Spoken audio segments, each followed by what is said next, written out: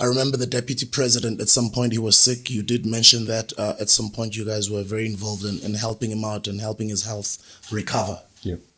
Yeah, that's a true story. And as it turns out, it was, I don't want to get into the depth of why he was sick, but I think the suspicion is out there. He was poisoned, and it was a time where there was no one who was there for him. Everyone was ducking and diving in trying to get him the necessary assistance he needed at the time. No one knew what was going on, and I received a phone call, and I had to do what I needed to do. That's if I've had the opportunity to save a life, I'm not trying to sound like I'm some superhero, but it landed on my lap. I did what I needed to do, and fortunately, he's still here and he's doing what he needs to do. That's beautiful. And if I had to do it again, I'll definitely do it again. And how's the relationship with the deputy president right now? It's non-existent. Is it? Yeah. Okay. Yeah, he disappeared on me, dog. I'll let you Where go. are you, dog? I know you're busy. Where are you, Uncle D? But you disappeared on me, but it's all good. Do you think, man, I'm gonna do mine? No, the relationship is non-existent. Unjani ubaba? How is ubaba's physical well-being? How is his health? Ubaba usemdala, and ubaba, spent some time in prison just recently, about a year ago or so. How is he doing? He's 80 years old, and I get this question a lot. He's an old man. He's old. He's old. The guy's old.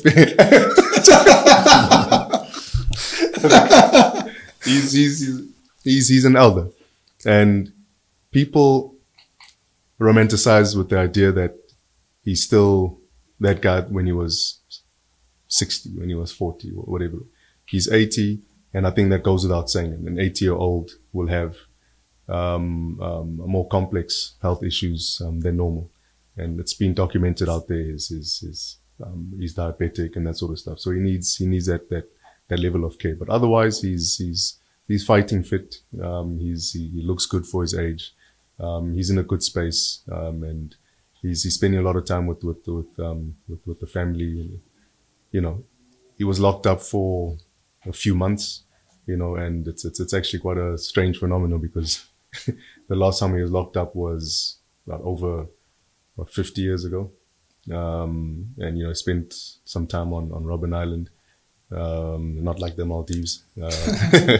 And I think it must have been a surreal experience for him to in 2021 to be spending time in a prison cell. Like, I've come this whole way through the system. Like literally it hit the highest heights of politics and human development and contributing to society. And the next thing, he's sitting in a concrete. How did that make you feel? No, I was upset with it. For me, it's very simple. They've been accusing him of whatever they've been accusing him of. He's deployed his legal tactics and strategies to deal with it accordingly. Right or wrong, that's the jury's out. To put an 80-year-old man in prison for mumbo jumbo is unacceptable. The way he was locked up, the reasons he was locked up, for contempt of a commission, doesn't make sense to me. It's a bunch of BS, simple as that. So the reasons he was locked up is completely unacceptable, to me at least. And I'm not looking at it from a political perspective. At the end of the day, he's my old man, and it is unfortunate the way it happened. It sets a terrible precedent to do what they did to an old man. It was a crazy experience. It was an unfortunate experience, but we learned from it. He is a strong man, but you're only a strong man until you're broken. And I think that the idea was to break his spirit. Yeah, that's as simple as it was. And